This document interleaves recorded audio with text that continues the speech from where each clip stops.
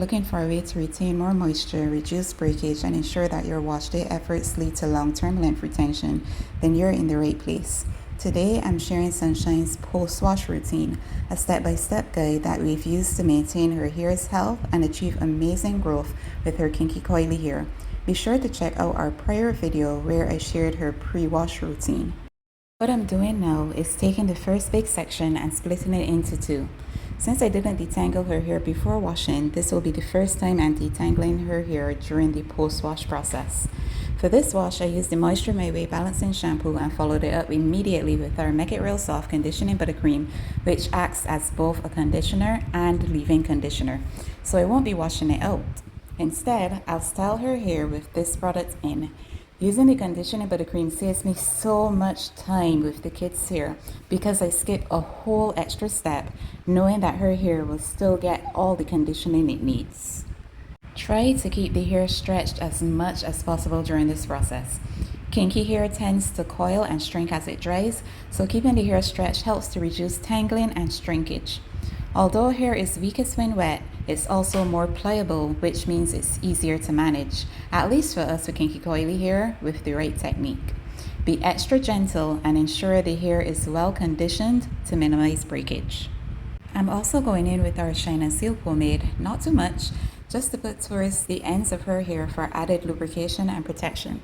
While it doesn't add moisture in and of itself, it helps the hair retain more of the moisture it would have received during the whole wash process, providing great shine and slip, making it easier to detangle.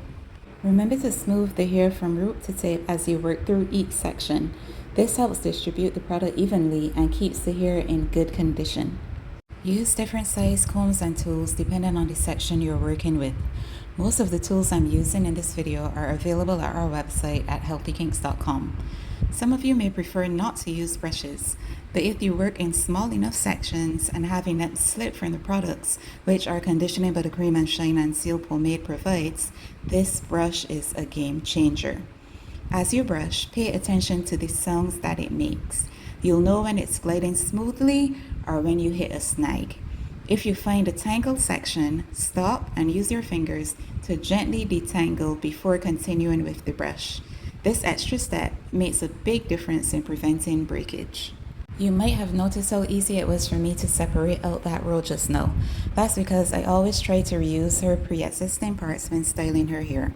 This way, I don't have to create new parts every time, and it speeds up the detangling and styling process by at least 30%. This does mean that I don't vary her hairstyles too often, but that works for us.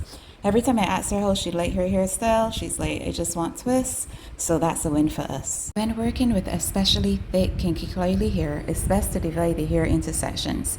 Usually the smaller the better. It might seem like more work initially, but trust me, it makes the process so much smoother.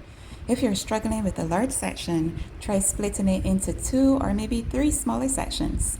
You'll be amazed at how much easier it becomes. I continue this process, working in small sections, keeping the hair stretched and smoothing the product down the length of the hair. You'll notice that she has a lot of new growth. If you've been following us on Instagram, you'll know she experienced excessive shedding in December 2023. This video was filmed in September 2024, and you can see the shorter hairs growing back in. The ends of her hair are lighter as well and less full compared to the roots, but again this is because of the excessive shedding, which lasted a couple weeks before things went back to normal. To give some perspective, here's how much hair we lost during this detangle session in September 2024 compared to how much we lost back in December 2023. As you can see, there was a lot more shedding initially, but it gradually decreased over time. Now that her hair is fully detangled, I'm not styling it right away, so I'm putting it in these 4 big twists to let it dry a bit while keeping it stretched and moisturized until I'm ready to install smaller twists. Hope you found these tips helpful, and let me know if you have any questions in the comments. Thanks for watching.